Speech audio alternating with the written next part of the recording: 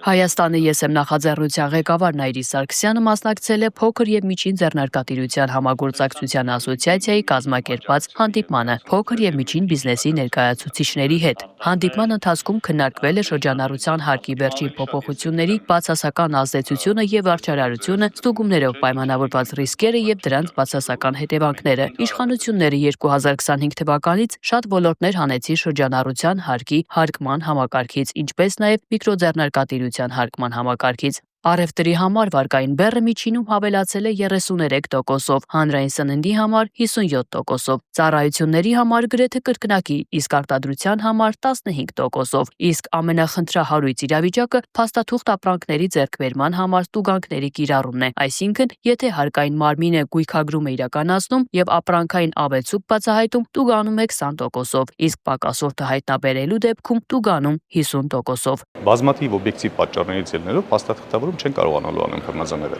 եւ անընդհատ տուգանքի տակ են գտնվել։ Սա շատ նուրբ հոգեբանական խնդիր է, որ անընդհատ հարկային բռնությունը ինքը չերևացող հատվածով կիրառվում է այսպես վախի մթնոլորտ, որը դեմոտիվացնում է ՀՄԶ ոլորտին աշխատելուց։ Մյուս կողմից իրենք ունեն շուկայում էական հարվածներ, մասնավորապես կապված օրինակ տարբեր համաշխարհային, այսպես on-line առևտրի հարթակների հետ, մրցակցելու դժվարություններ, վարկային դժվարություններ, տարածքի պահպանման, աշխատակազմի ներգրավման դժվարություններ։ Հայաստանը ես եմ նախաձեռնության ղեկավար Նայիրի Սարգսյանի համոզմամբ այս խնդիրներին զուգահեռ հարկային բռնությունն արդեն չափազանց է, որը տանում է ՓՄԶ հատվածի խեղդման եւ մոնոպոլիաների զարգացման, որոնք էլ իրենց հերթին հանդիսանում են երկրի տնտեսության շնչահեղձության համար մեկ գործիքը։ Սա այն հերթական որոշումներից է, որը խորը եւ ազդեցության գնահատումներով ուղղորդված չի եղել, չնայած նրան, որ սա մենք գործ ունենք 50,000-ից ավել գերփոքր բիզնեսների ճակատագրի հետ եւ ցավոք սրտի մեր բոլոր հնարավոր միջոցները, որ մենք մինչեւ հիմա բարձրաձայնել ենք, դա կլինի գրավոր, դա կլինի ազգային ժողովում հանրագրի ներկայացման քննարկմամբ, դեմարդեմ աներով Մինչև հիմա արձագանք չունենք, ճիշտ է մի երկու քայլ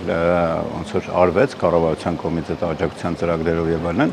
բայց փաստը նման փաստ, որ այս պահին փոքր բիզնեսը գործում է ծանր հարկային ռեժիմով եւ ավելի բարդ վարչարության ներքո։ Այս հանդիպման ընթացքում փոքր եւ միջին ձեռնարկատիրությունների ներկայացուցիչները հնարավորություն ունեցան իրենց բիզնես գործունեությանն առնչվող տնտեսական հարցերը հղել ՓՄԶ-ների ասոցիացիայի նախագահին եւ Հայաստանը ես եմ նախաձեռնության ղեկավար Նայիրի Սարգսյանին։ Նման իրազեկման միջոցառումները միտված են նպաստելու ստանալ այն բազմաթիվ հարցերի ու խնդիրների պատասխանները, որոնց բախվում են այսօր փոքր եւ միջին ձեռնարկատիրությունների ներկայացուցիչները։ Ճիշտ է, ես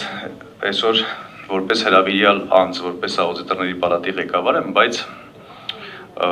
ես ավելի շատ կտամ այն իմ պատկերացումները, որոնք ուղղված են հարցի լուծմանը։ Աուդիտորների պալատը մասնագիտական կառույց է եւ մասնագիտացված հարցերով է զբաղվում բացառապես, որի գործունեության տիրույթում ուղղակի այս հարցի լուծումը չի կարող գտնվել։ Հարցը ունի մեր պատկերացմամբ ու խորքային պատկերացմամբ շատ հետազոտությունների արդյունքում մենք գտել ենք, որ հարցը ունի քաղաքական, հասարակական, սոցիալական, տնտեսական համատեղ լուծում։ Առանց քաղաքական բաղադրիչի հարցի լուծում չի կարող լինել։ Նման իրազեկման միջոցառումները լինելու են շարունակական, այդ կերպ աջակցություն ցուցաբերելով այսօր տնտեսության առավել խոցելի փոքր եւ միջին ձեռնարկատիրությունների ներկայացուցիչներին։